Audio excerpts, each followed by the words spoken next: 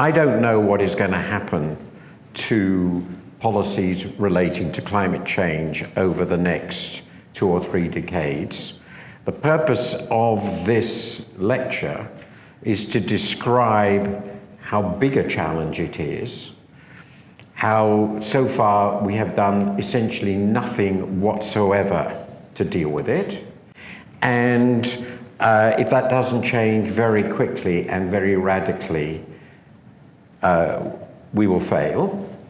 And finally, succeeding is going to be immensely difficult.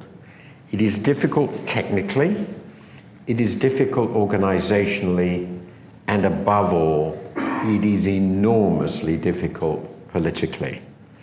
And whether or not we do deal with this, it's a crucial point in what I have to say, will not be determined by you or any of us in the developed world. It will be determined by what happens overwhelmingly in the emerging and developing world, because not only do they already generate 2/3 of all emissions, they are bound to generate nearly all the incremental emissions over the next 20 or 30 years, unless their path of development changes radically. And persuading them to change is going to be very difficult. So this is the thrust of what I have to say. So I would regard it as a challenge. I would regard it as sobering.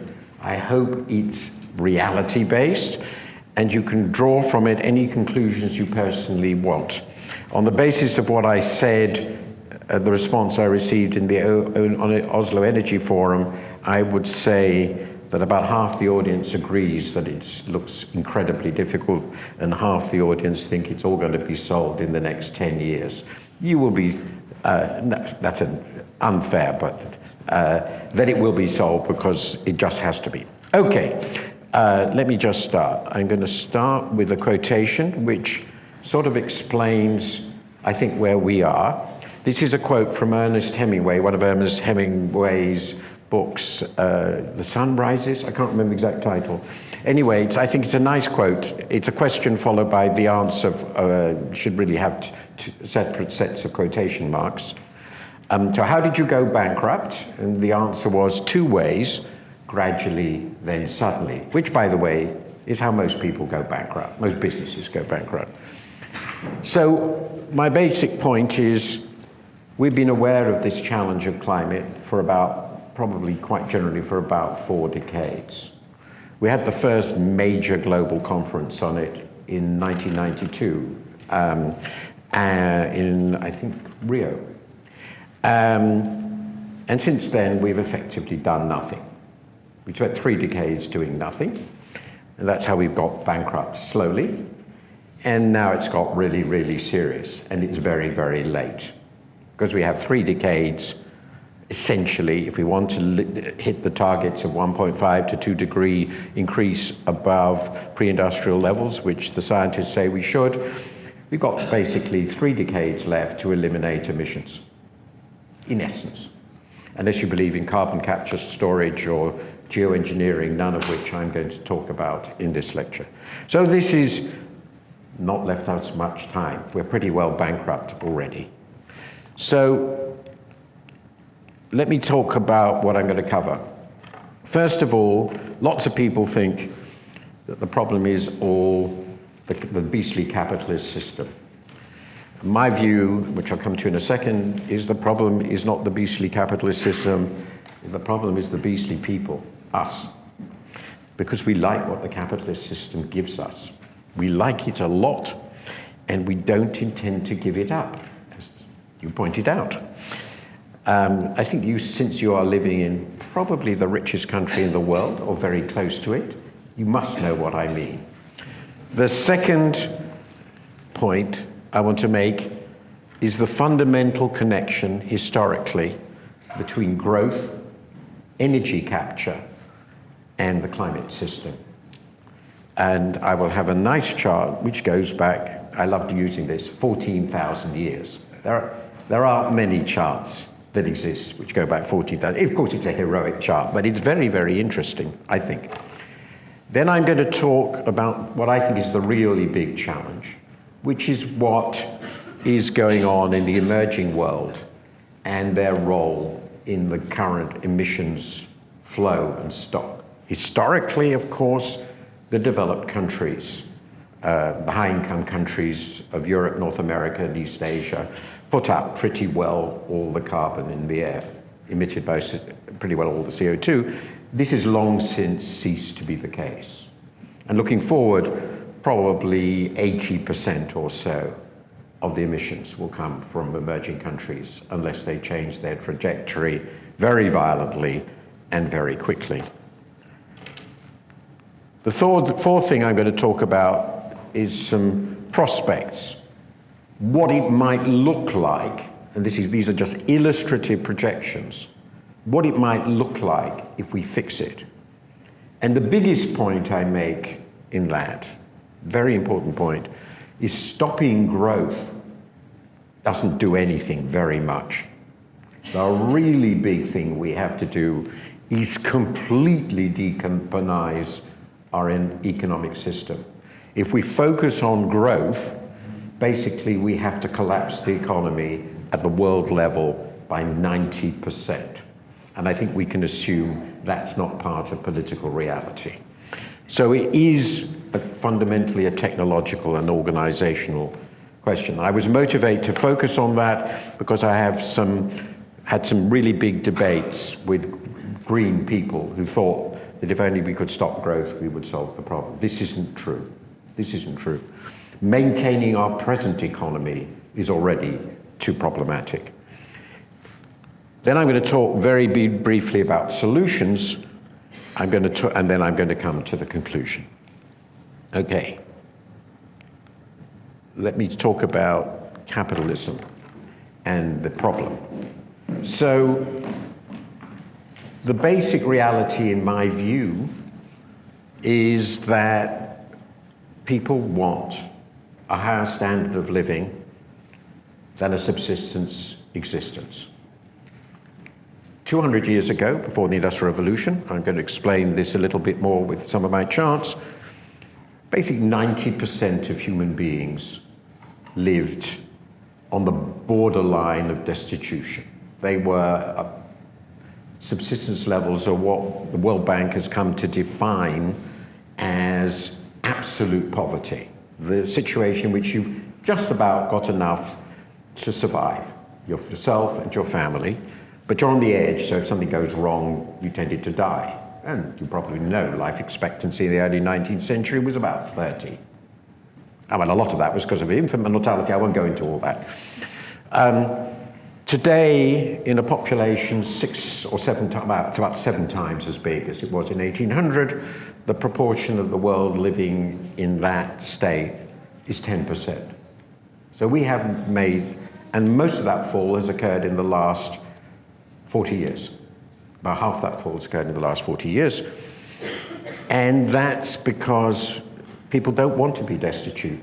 In fact, people don't only not want to be destitute, they want lots of more. We all want more, and we all want more because they like the stuff, you've already suggested this, and it's a way of keeping score with other people.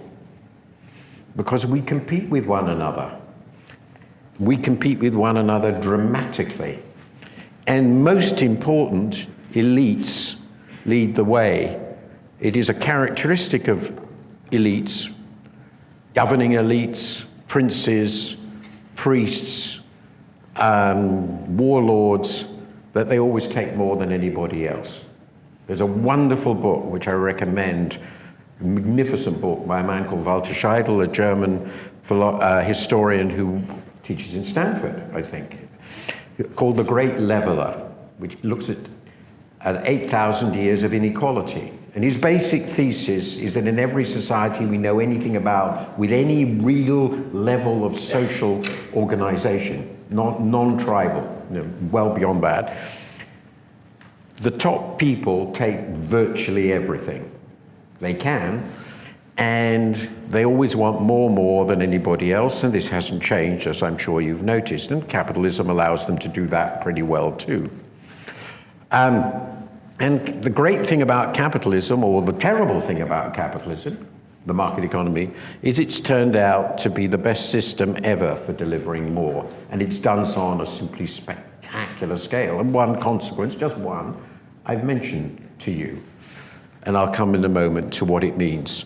It harnesses human ingenuity and competitiveness to the end of delivering more, and it has done so spectacularly with the result that we have completely transformed the atmosphere. So the desire for more, the emission system, our energy system are intimately related.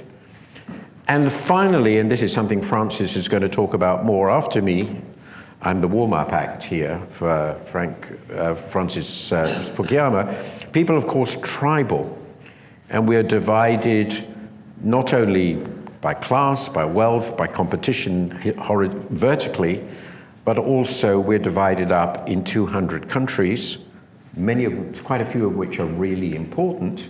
And since this is a global problem, we all have to agree or find some way of agreeing on how to fix it. Won't do any good if Norway eliminates all its emissions. It will make no difference whatsoever to the outcome. There are a limited number of countries that matter a lot, but the limits are, it's quite a large number. And they all have to agree in one way or another to act. So let me now turn to growth, energy, and the climate. Okay, the biggest thing we have done, arguably the biggest thing we've done in the history of humanity, but certainly since the agricultural revolution, the agrarian revolution, was the harnessing of the market to fossil fuels. That's what we call the Industrial Revolution.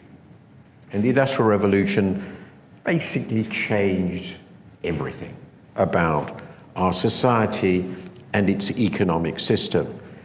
It started 2 centuries of liberation, as I've already mentioned, from pervasive destitution and generated transformative growth. This growth transformation has been in the level of incomes and the spread of higher incomes across the world. And the most important transformation in scale and speed has occurred in just the last 4 decades with the rise of East Asia and above all of China. This is really an extraordinarily dramatic and powerful transformation within the system. So let me just show you a little bit about our history, which will reveal where we are and how we got here, and the nature of the challenge we confront if we are to solve our problem. So the first chart on the left is my 14,000-year chart. It's taken from the work of Ian Morris, who works with Walter Scheidel. They're in a group that work together on very long period ancient history, and they've done, I think, some quite transformative work. This is part of a book, the background studies to a book he did on long period development of the West and the East. It's basically comparing the West with China. And what it shows is energy capture per head per day, the number of kilocalories individuals on average, in this case, in the Western world, his estimates for the Western world, of course they're very rough estimates, over this long period. So we start in the hunter-gatherer world of at the end of the Ice Age, and the first 4,000 or 5,000 years are 6,000 years on the movement to the agrarian society, which roughly speaking increased because of the organized agrarian system, increased the ability of human beings to capture energy, in this case incident sunlight, of course, falling on plants predominantly, about 6-fold. And that allowed denser concentrations of population, the emergence of cities, and then great empires. And according to Ian Morris, the peak of that system in the West was the Roman Empire, and you can see that little blip up. It's 2,000 years ago. So this is a semi-log chart, and of course, it gets denser. And after that, we didn't manage anything much for about 1800 years, when the Industrial Revolution began and energy capture per person of grain increased about 6 or 7-fold. That's basically what it shows. And that's when we discovered the use of fossilized sunlight, which is, of course, what fossil fuels are. And our challenge is to go back from fossilized sunlight to incident sunlight, which is basically what drives most renewables. What drives renewables, wind and solar energy, and maintain the living standard this generated. I'll come to that point in a minute. And that leads me to the second chart, which is one way of looking at what I refer to as the Great Living Standard Revolution. This is a chart that just goes back to the year 0, but the first 4 points cover 1700 years. And they show what is, according to Angus Magnuson's work, the richest country in the West, probably the richest economy in the West over the last 2,000 years. For most of that period, he thinks it was Italy, that's the purple blob. Then you get a few centuries of the Netherlands. Then you get about 100 years, a bit less, of Britain, and the red is all America. And these are average GDP per head in these relatively advanced countries. The years at the bottom, and again, it's a semi-log scale. And basically what it shows you is that if you care, this is, by the way, 92 prices. But basically in real terms, if you compare the Netherlands in 1800 with the United States today, the average GDP per head has risen in 92 prices in real terms from $2,000 to about 40. So that's 20-fold. And by the way, if Norway were on that, it'd be a bit above the US. Okay, so you'll probably be the equivalent of 60 on this. This is a completely historically unprecedented level and increase in wealth. And of course, it's entirely driven by the fossil fuel chart you see on the left. That's what made this possible, because it provided the energy that allows this sophisticated modern economy to work. Of course, this is a chart that goes back 250 years, and it shows CO2 emissions globally. Again, it's semi-log, and it shows that three fundamental things. One, if you just look at the scale, we have had an unbelievably massive increase in our emissions. That's no surprise from fossil fuels, since we used them really very little before 1750. That was just the beginning of the Industrial Revolution in Britain. Second, the rate of increase has slowed. The rate of increase is slow, but this goes back to today. This goes up to about 2015, but it has never reversed. It has never reversed. And basically what we want to do, and I'll come to that in a moment, is drive it down to 0. That's what we want to do. And this, as I said already, this chart includes a long period that we've been talking very, very extensively about the need to get it down. And you can see pretty clearly what we've done. Nothing. Now, the second chart that I think is important here, which is very significant because it shows we haven't done nothing. These are CO2 emissions per head of the global population, okay? And this starts in 1900. You can see there was a very large rise between 1950 and 1980 in emissions per head. This was the Western post-war boom and the Japanese boom. Since then, emissions per head stabilized and then they started jumping again. But they haven't increased so much, and that's largely because of China. China's emergence and its very energy inefficient, coal-dependent path. But the crucial point is, even in terms of emissions per head, these are as high now, as far as we know, as at any time in history. So it's not just there are more people, as some people think. We emit individually or on average, as much as we have ever done. So this is the record of where we are. And of course, the consequence of that is no miracle, we all understand this, is that CO2 concentrations, if emissions are rising, it's hardly surprising that CO2 concentrations have risen steadily, and they have risen between 1960 and 2020 from about 310 parts per million, I think it is, to 410. And of course, if you go back to the pre-industrial period, it was, I think, about 280, but I can't remember that. Somebody here will probably remember. Anyway, this is a pretty depressing chart, to put it mildly, and this is what it's meant for temperature deviations from the pre-industrial level. It's a chart I've used in one of my columns, and essentially, and this is very important to note, we're already at 1 degree centigrade above pre-industrial levels. So it's clear that getting to 1.5 degrees, or even 2, is a pretty dramatic shift from what we've already done.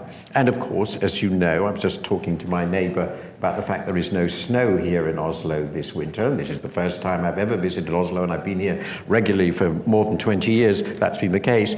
We already know that the 1 degree centigrade is having quite a significant effect. So that's where we are. That's the history. Now let us look about the role of the emerging economies in this story. The big economic transformation of the last 40 years, which explains in part that jump up in emissions per head, which I've already mentioned, is the rise of emerging economies, and especially China. They generate almost 2/3 of CO2 emissions today, and nearly all the increment. And emerging countries are, however, and this is crucial, still relatively poor. China's a poor country by our standards. I will show you that in a minute.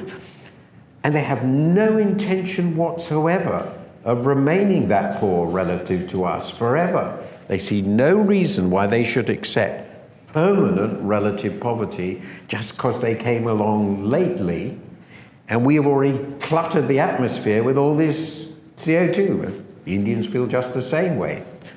And of course they're right, which is one of the big questions. There's a justice aspect to this. And so any discussion will not include the proposition we're going to remain poor forever.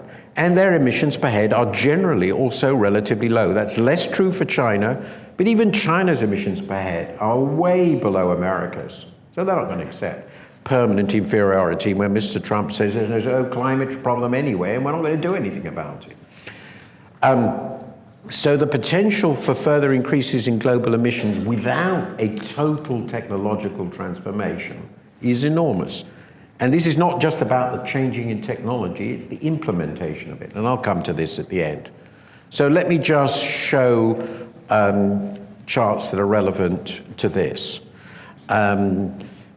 This is a chart, because they're directly related, you'll see how closely they're related, in the share, which shows the shares of global GDP in real terms. Economists, I'm sure many of you are familiar with this, measure global GDP in real terms at what they call purchasing power parity, which just simply means that they create a set of prices, artificial prices, which are averages of actual world prices, which value everything in different economies at the same prices, so they can have direct comparisons of real incomes across countries. And this, for this purpose, is the right way of doing it. And the basic point is, if you look at the left-hand side, the dark blue is the US, and the light blue is all other developed countries. The dark blue above that, the medium blue is China.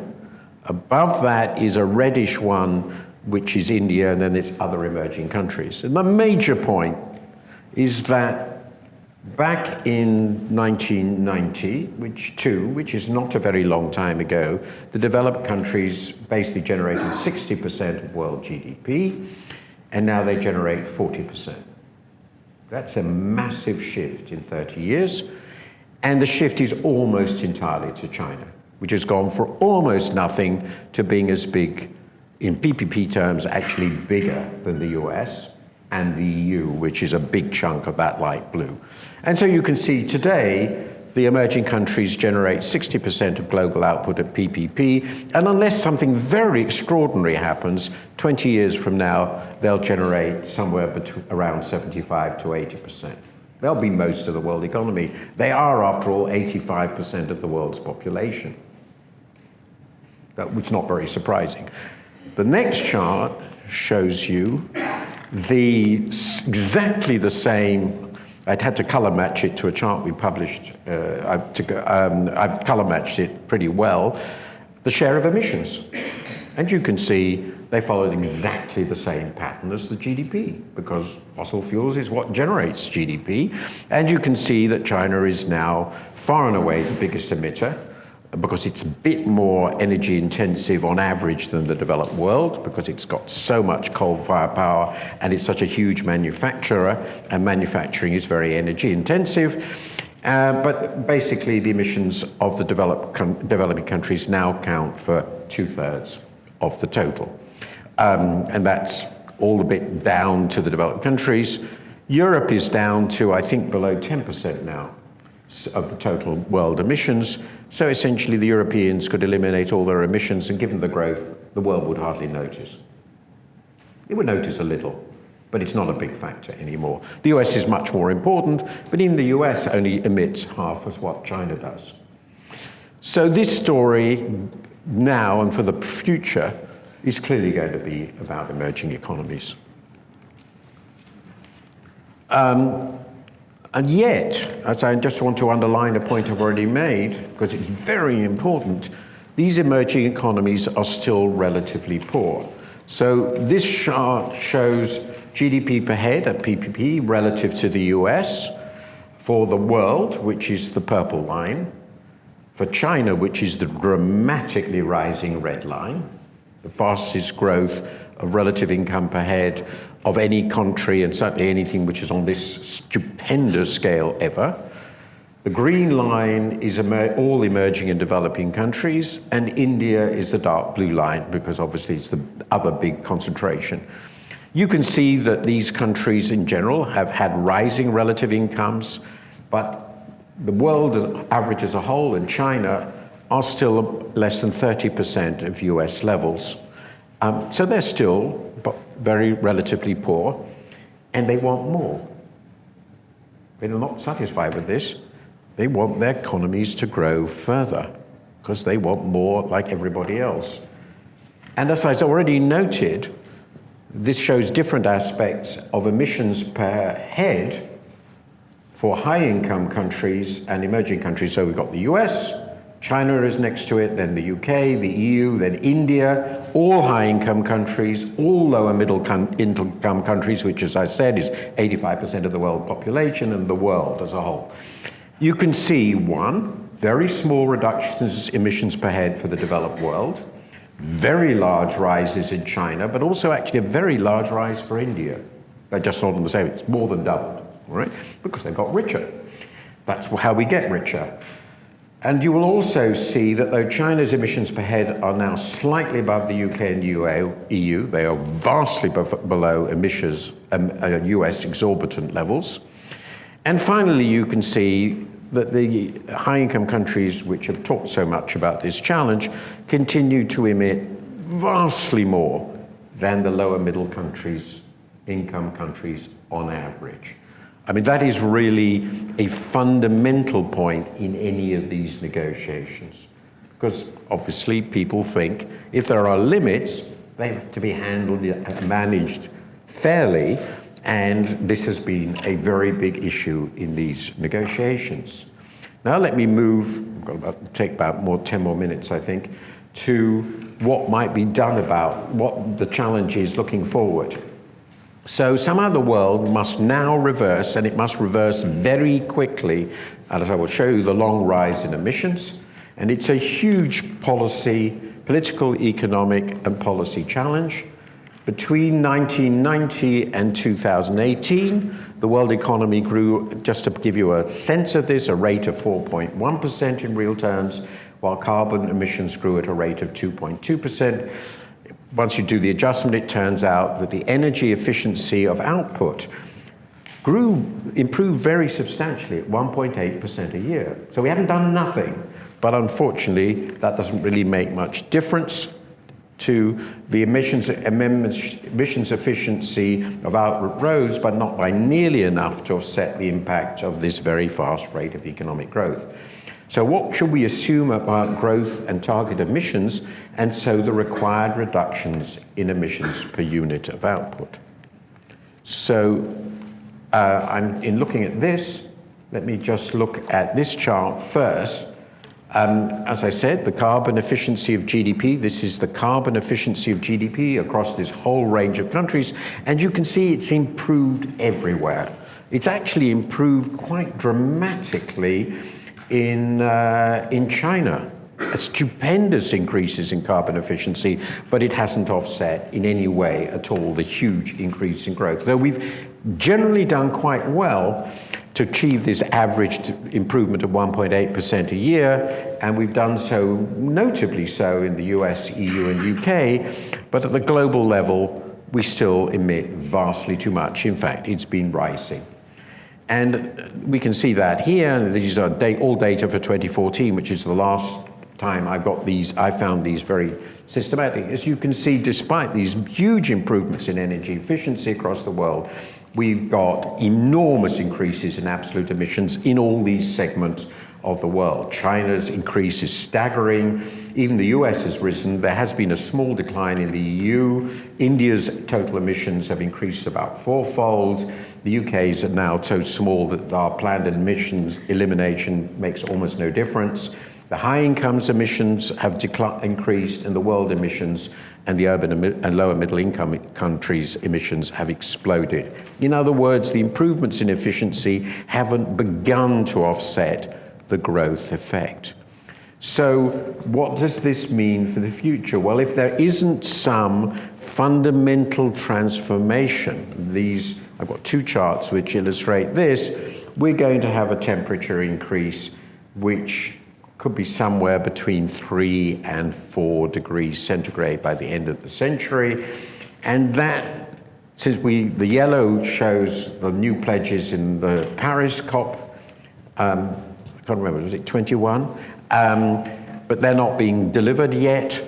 Basically, I think the reasonable assumption at the moment, without some transformation, is the actual temperature increases we're looking at are somewhere between 3 and 5. Nobody knows exactly, and the light blue shows what needs to be delivered if we're to get below 2. Essentially, all the trends up to now must be reversed very, very quickly.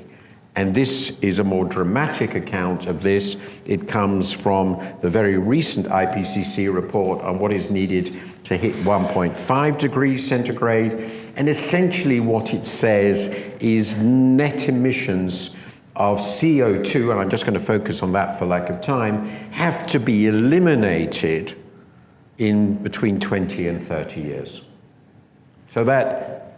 And you just need to look at how big a reversal of trends that is, because you can see on the left-hand side what's actually been happening. So we have to move tomorrow into a different world. That's what has to happen. And I stress world. It's a world problem with the dominant thrust in the developed countries, in the emerging countries. Between 1990 and 2018, emissions per dollar of global real GDP fell 36%. As I said, an annual rate of 1.8%. This was obviously not nearly enough. So how fast do emissions per unit of global output have to fall to reduce emissions? And I'm going to assume there's some carbon capture and storage, so I'm going to assume emissions fall by 95% over 30 years, which is sort of somewhere in between those 2 points I had in the previous slide. And the answer is staggeringly fast, though the numbers depend a little on the rate of economic growth. So if the world economy expanded at 3% a year, and I'm going to show this, it would take reductions in CO2 emissions per unit of output at 12% a year compound to reduce emissions by 95% by 2050. So we have to move from reducing emissions per unit of output if the world economy expands at 3% a year, from 1.8% a year to 12% a year worldwide. If CO2 emissions per unit of output fell at 1990 to 2014 rates, emissions would decline just 40% by 2050, even if there were no growth at all. So they would be nowhere near enough to stabilize CO2 in the atmosphere.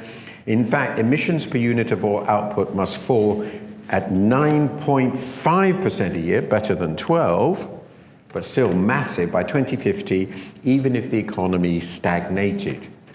And finally, if CO2 emissions per unit of output continue to fall at 1990 to 2014 rates, the world economy would have to shrink by 90% by 2050 if we wanted total emissions were to fall 95%. So if we continue on the historic path, essentially the world economy would have to go back to the middle of the 19th century. Not a very plausible strategy, in my view. So let me just illustrate this very quickly with the next chart. Okay, so what this chart shows is this projected world. The red line shows 30 years of growth at 3%, much lower than the past 30 years, but there are reasons why that might happen. The blue line shows what would happen to total emissions under that scenario if emissions per unit of output continue to decline as they had between 1990 and 2018. The purple line shows emissions per unit of output falling at 12% per annum, and the green line shows that would mean what that would mean for total emissions. And it's pretty clear that you can get total emissions down by 95%. I'm not suggesting the path is at all plausible. I have no idea whether the path is plausible. But essentially, we can do it, but we basically have to move to this 12% annual reduction or something like it to get anywhere near this. And the next charts just show what happens if we try and do it another way. So this one shows what happens if we have no further growth in the world economy, which some people recommend. The blue line shows what would happen under that assumption if emissions per unit of output fall at the historic rate of 1.8%. And the purple line shows the 9.5% per annum decline, which is actually needed to get the emissions back down to 5% of where they are now. So even under this scenario, the dominant weight of getting emissions down would fall on radical acceleration of the reduction of emissions per unit of output. And this finally shows what would happen, what we would have to do to GDP if we just stuck at the historic rate of decline of emissions per unit of output. And the red line shows what would happen to GDP, what would happen to GDP, and basically it has to fall 90%. We basically have to close down the world economy if we don't accelerate massively the rate at which we eliminate carbon dioxide from our economic system. So let me then, could take me a bit longer than I hoped, let me discuss what I think would be needed to do to make this possible.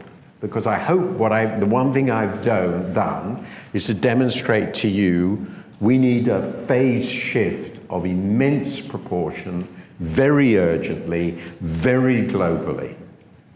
And that's not an easy thing to do because it involves an immense number of actors, immense number of countries, companies, and probably all of us. So what are the politics of this? My first view is no policy solution will work that is not actively implemented by all significant countries. And the most important significant countries are, of course, the big, fast-growing emerging countries because they're just so big and fast-growing. The second proposition I would put forward is countries will never agree to be locked into relative poverty. This is not a negotiable position. The third position I take is they will also not agree to be locked into unequal emissions per head at the cost of permanent relative poverty. They will accept lower emissions per head if it comes out of a total technological transformation. Even rich countries are unlikely to accept permanent real income stagnation, and they certainly are not going to accept huge real income declines. So no solution will be implemented that does not offer at least as much more as today in the developed countries, and probably more everywhere. In other words, like it or not, growth is going to happen. And that's not, in my view, because capitalism is evil, it's because we are. Now, if you want to call it evil, greedy may be a better word. The second question then is the economics of all this. The relevant solution has to deliver then economic growth and decarbonization at historically unprecedented rates. In fact, at about 6 times historical rates. This requires credible technical, financial, and business solutions now. It's not clear that such solutions as yet exist, though there are a number of people at the conference who absolutely insist that we know all the technologies that will deliver this. This is a controversial issue, but let me accept for the moment that they're right.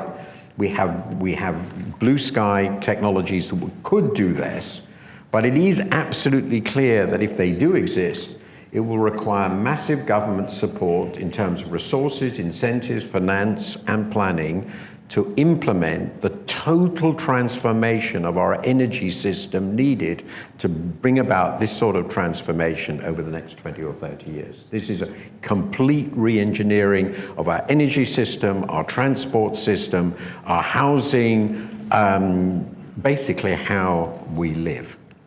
And I think it will be like mobilization for a war.